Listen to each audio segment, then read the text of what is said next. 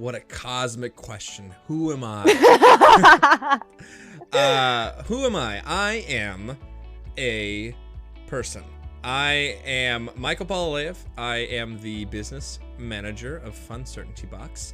I am an actor. I am a producer. I am a many things. Fresh new TikTok-or, YouTube-or.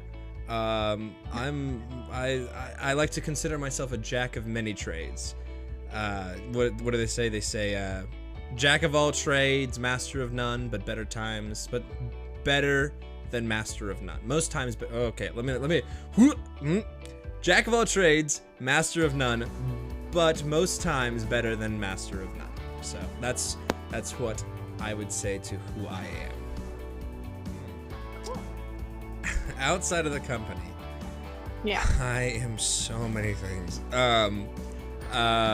So I currently am studying to get my BFA from Minnesota State University Mankato, up here in Mankato, Minnesota. So I'm an actor and a full-time student up here. So, I mean, even right now, currently, I am in a show. I'm in a show. I think it's 2.5 hour long show about Jane Austen. And I've got another show coming up, shameless plug. So, I mean, constantly working on scripts, constantly working on shows, doing rehearsals, doing everything related to the, the degree. Also, I'm a startup, because I'm thinking about the future and what I want to be as an actor and as an entertainer. So outside the company, I also run my own YouTube channel, Brotherland Games, and it's all about, I'm trying to grow it and trying to make it better, but it's basically live streaming every Sunday and other fun videos, and it's, it's video game themed content, but the live streams are more of like a discussion of philosophy or anything else, like, so really trying to grow that, because I had that a while ago. I used to vlog, and it would be more about just exploring different topics and seeing, I love just philosophical, hypothetical topics, like, hey, what do you think about this? Or what would happen if all of this happened? I love doing those discussions, so I'm trying to make that channel something more of that and tell my own story. So have my own YouTube channel. I am currently in school doing that. The board game company. I'm also trying to reach out to one of our other guys, Keegan. He also is a part of Sellsword Arts, which is a stage combatant training, sketch comedy / educational group.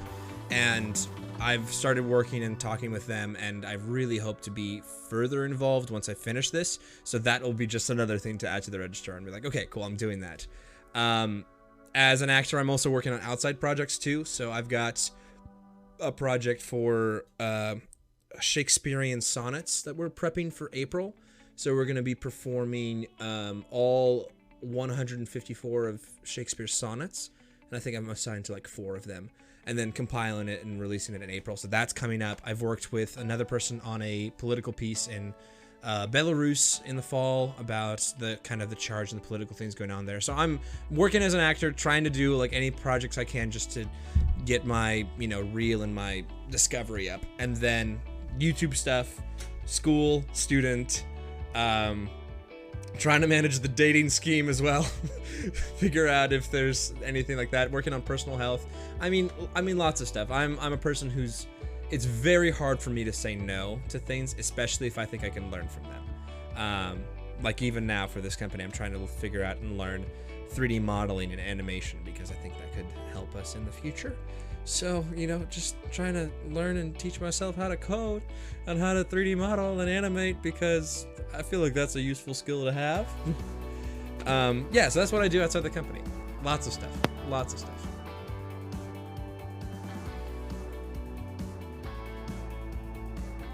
So the lead up to what Funcertainty Box is now kind of starts weirdly different places for every single person. So my experience, I started with board games very early.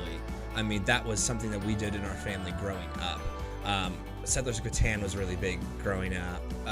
Monopoly, Ticket to Ride, all those games we played. And then in high school, I got introduced to kind of those off-the-wall niche board games. So like Shadow Hunters, Smash Up, I'm trying to think of some of the other titles that I got to, Exploding Kittens, Cards Against Humanity. That kind of was the surge while I was in high school. There was that surge of these games that people were kind of playing that weren't like the common, like Sorry or what's it called? Parcheesi, again, more common ones. And so I brought that to the pals. It was Jackson and Keegan at the time. Jackson and Kyle at the time. And then from there, I was just kind of, again, it was just more of something. I started to collect them, and I started playing with them, and then we're like, oh, hey, let's play these board games. So I like to think that I got them hooked on board games, but it could be a different case. But then from there, we started playing Exploding Kittens. Jack loved it. It's a really good game, very simple, Russian roulette style game, but in a card game form, which is great. And then we just started adding expansions and rules to it, just for the fun of it. One of my favorite things that we did with it was the neutered cats. So we actually added, wow, we got my southern twang in there. We added the cards, neutered cats. So we added these cards, and you had to collect all 4 neutered cats and then present them to the group. And if you did that, then you immediately won the game, and everyone else had to stop playing because you had collected all the neutered cats. So that expansion was a lot of fun. I really enjoyed that expansion because it took the game and really flipped it on its head, because it wasn't about just surviving, because that game is literally like Russian roulette. So you spin the barrel and then you click the trigger, and if there's a bullet in there, you're out of the game. This one had you like manage cards and seeing if you could hold on to the neutered cards, or, you know, get cards out of the deck to get them back into your hand so you could collect all 4 to win. And that really, for me, transformed the way the game worked. So it wasn't about this one thing. Like, that mechanic of you being able to die was now a part of it, but it wasn't what it was completely. So like, I think that's the moment there that we started breaking the boxes of games and being like, what else could you do with it? How could we make it more than what it already is? And so from there, I'm sure I think it's in our post about the history. From there, it's common knowledge. We took that, we made it into a different game, we worked on that game, we played it with our friends, and then we were like, hey, let's make something actually really good. So that's the lead up, at least from my perspective. It was playing board games, introducing them to my friends, and then having them fall in love with it, and then working on stuff together.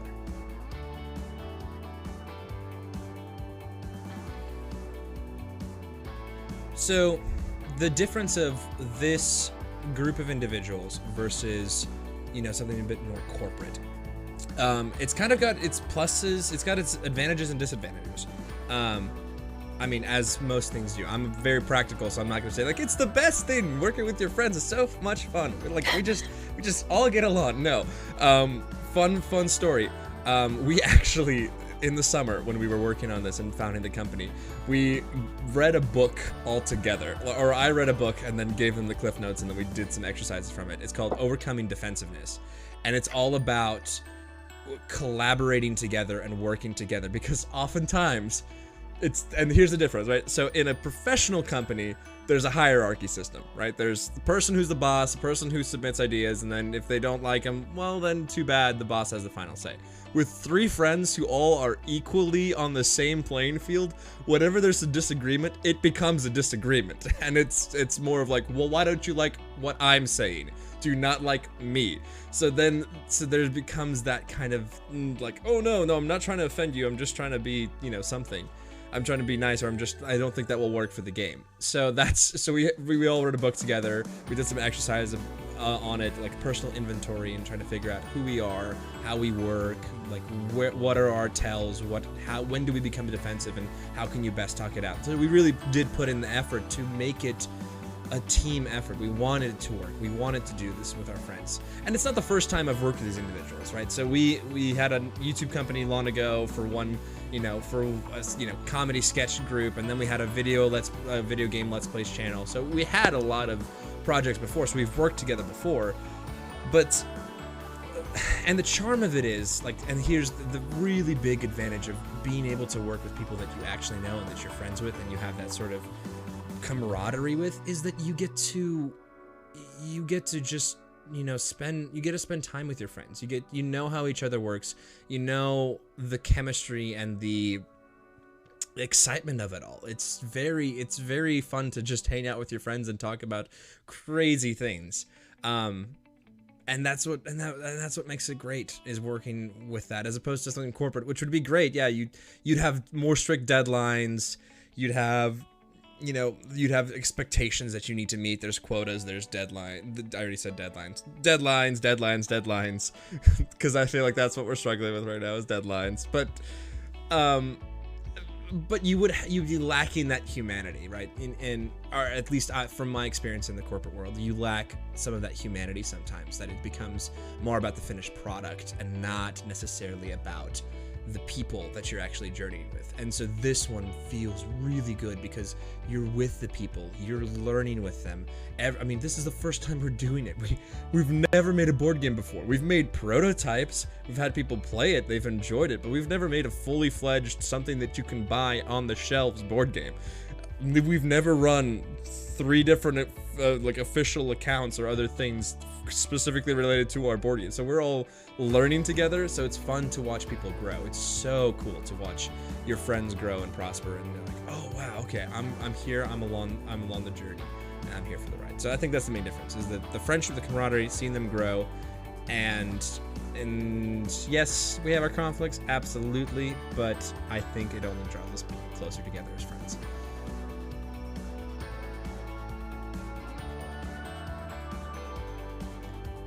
People should expect the unexpected.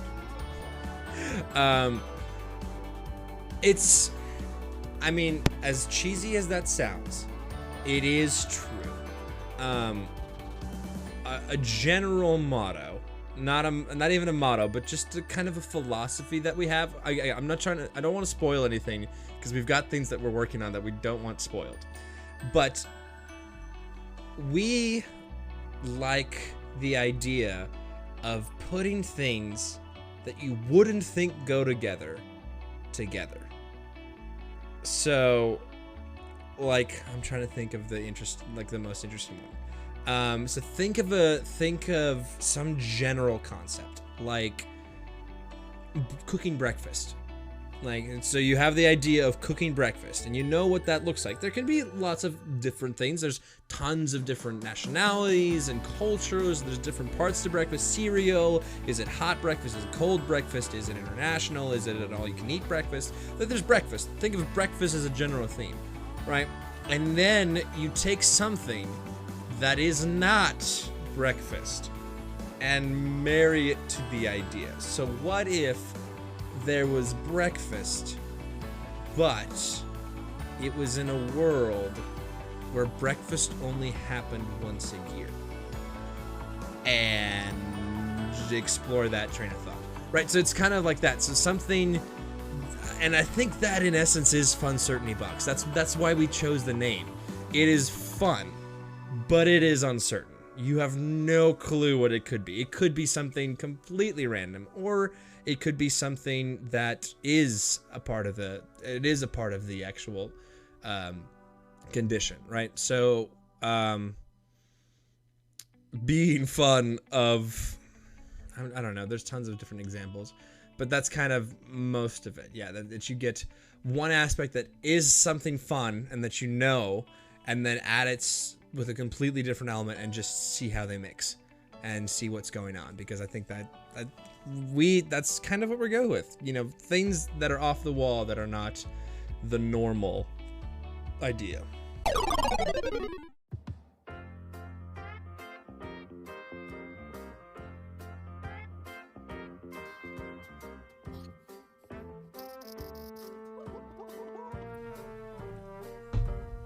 I'm still standing better than I've ever been.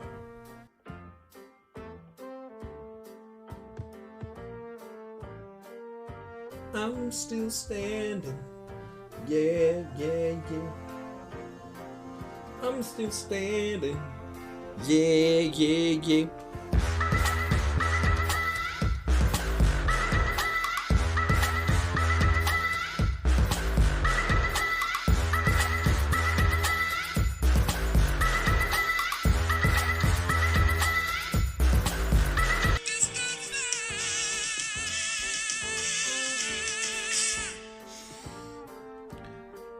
Do you vibe with us, sir?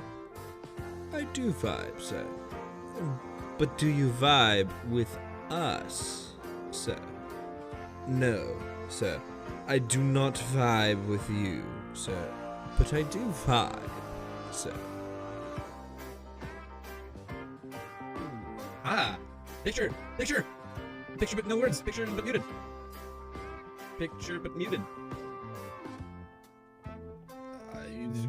I cannot relive that move that fast. Beautiful blonde. Types message. Not beautiful. Types message. Type upset. Unmutes herself. Says nothing. Smacks lips. Disapprovingly mutes herself. Looks down at crotch. And phone in crotch. Said.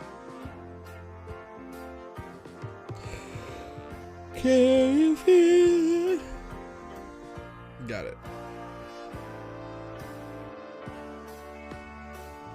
Can you hear me? I can hear you. I can hear and I can see. Oh my god. Hooray! Almost an hour later. And, well, Right. ish.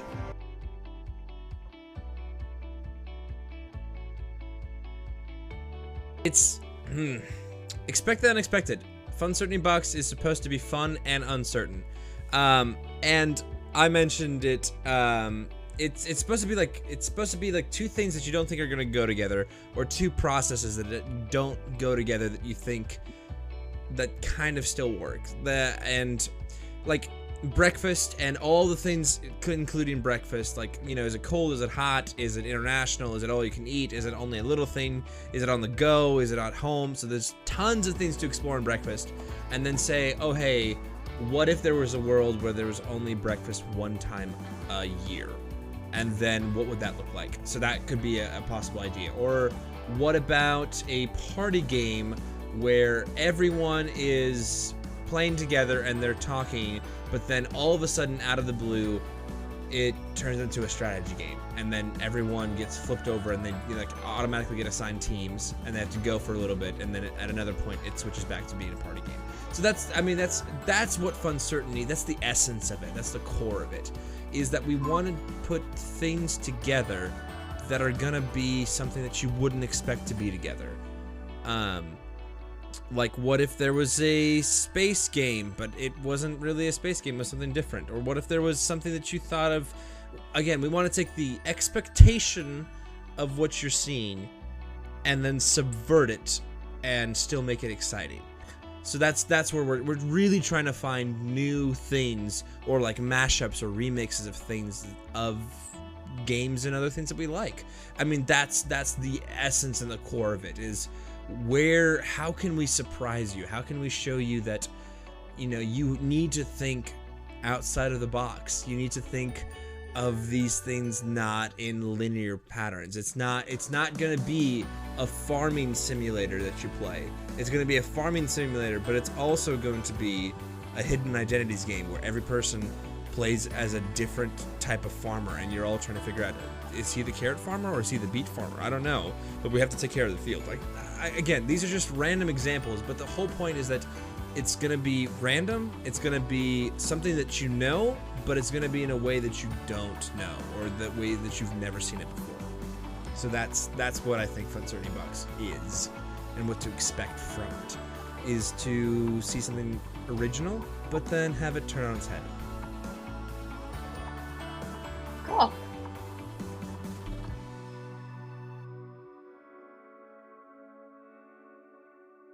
The future as I see it. So let me answer first from the business side. The goal is to get board games in the hands of people who have supported us, and to get board games in the hands of people who have supported us, and to give them something that they can look at and they can actually feel and play. So the goal right now is to get a game on Kickstarter by August, which will be to have a prototype and to have a commercial and other things so that you can see what it is and what we want to do with it, to raise money on Kickstarter to kind of flesh out in case there's anything else you wanted to add to it. So maybe Maybe you want to see it further developed. Maybe you want specific art cards. Maybe you want, you know, whatever it is. But that's the goal, to do that by August. And then it's a rushed goal, but we could possibly do it depends on where the game is by August.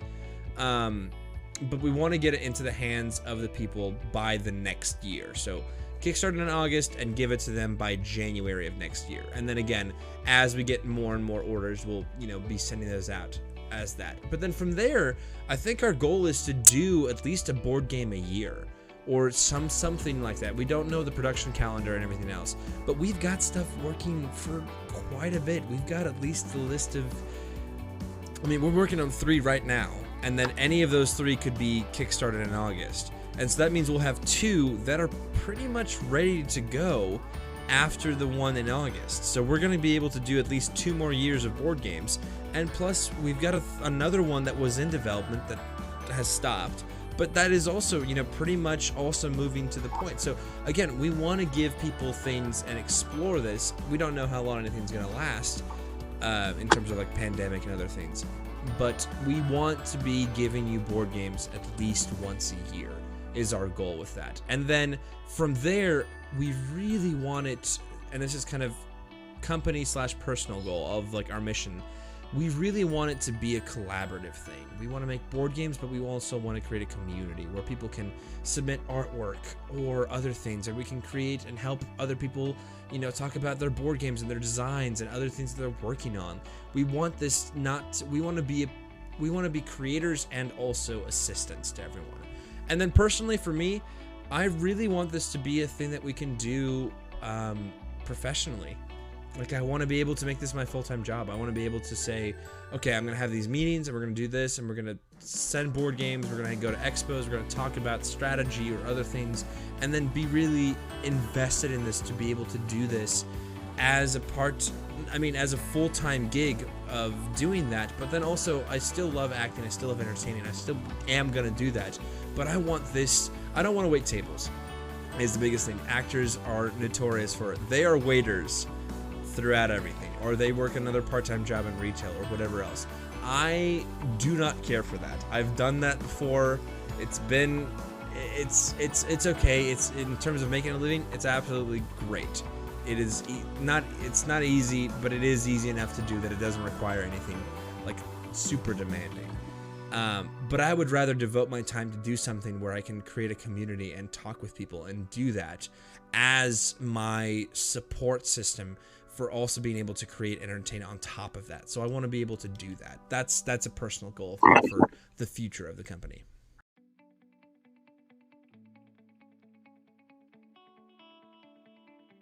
So here's I think the biggest difference about Funcertainty Box is that our goal is not to profit off of you, the consumer. That's not our goal. We want to make a profit. We want to be able to make this to be something that we support. Again, okay, let me frame this. I'm the business manager, so I'm always talking numbers and goals and realistic things. I am heartfelt and it will come up, but for me, that's where my brain usually sits.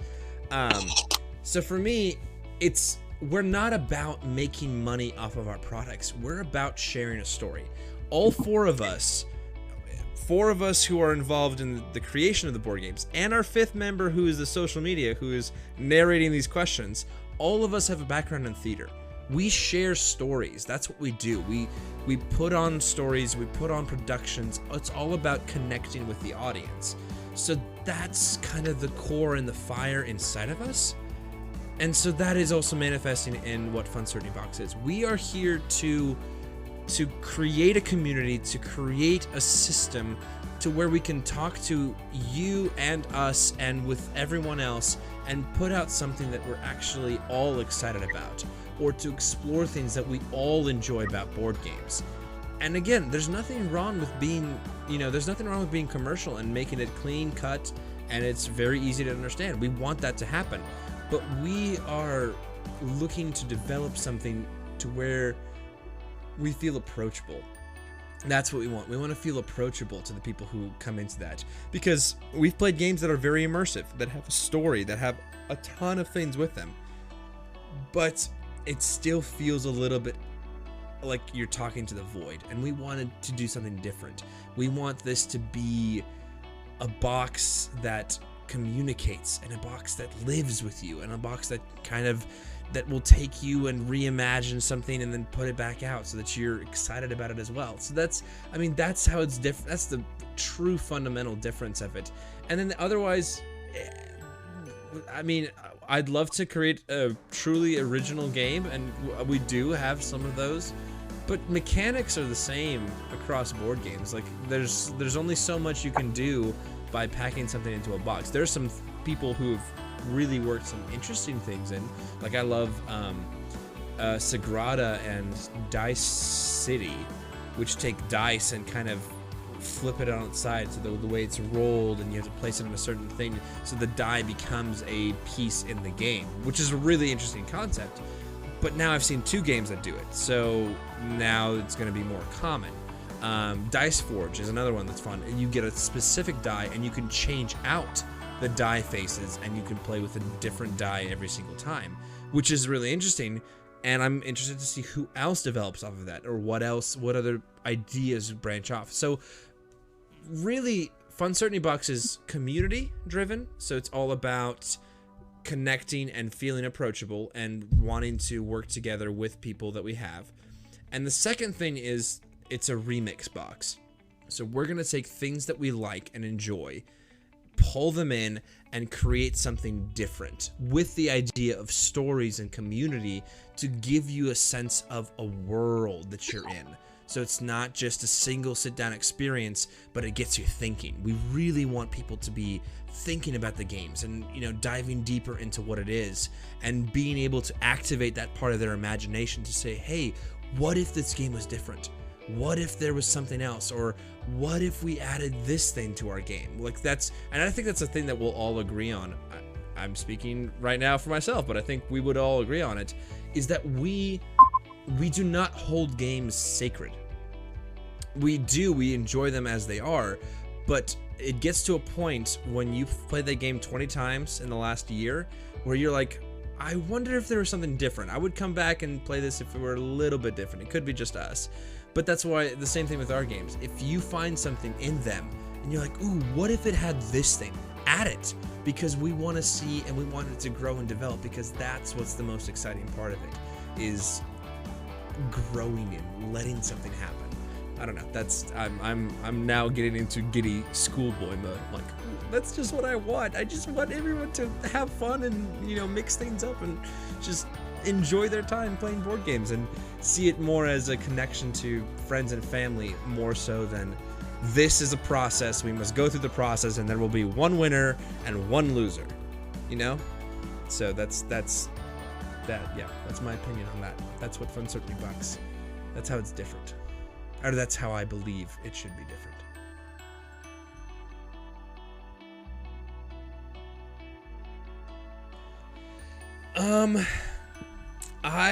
The only thing, I guess, if I could throw it out into the interview, into the recording, into the void of space, is to say, bear with us. We do not do this professionally. We are students, we are workers, we are entertainers, we are content creators. We don't know a whole lot of anything. We are learning this as we go, and we know what we want to do, and we know what we would like to do, and we're trying to get there.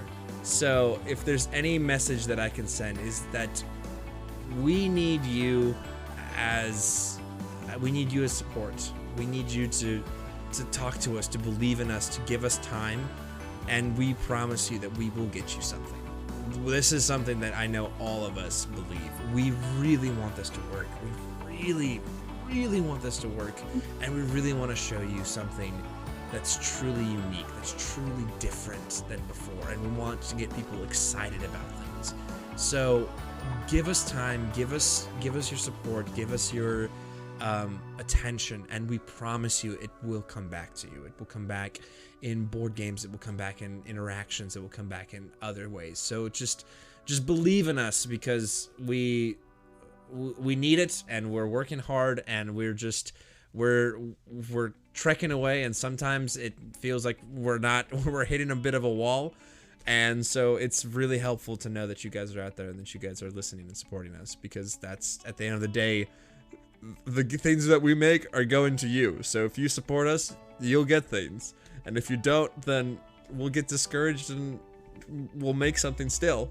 We're not going to give up, but if the more you interact with us, then the better this bond is, and the more things we can make for you.